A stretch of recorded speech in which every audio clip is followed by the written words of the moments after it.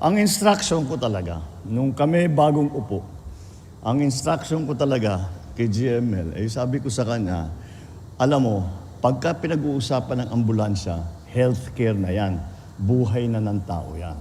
Dapat wag nang pinupolitika yan.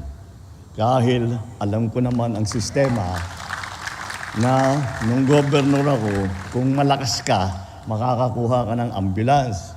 Kung hindi ka malakas, ay mababa ka sa listahan.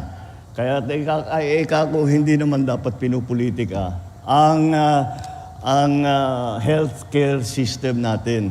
Kaya siguro ay ang malaking pagbabago rito ay hindi na kayo pupunta sa PCSO o sa akin o sa governor ninyo o kung kanino, senador na kaibigan nyo, ang congressman nyo, sabi, pakiusap naman, wala kaming ambulance.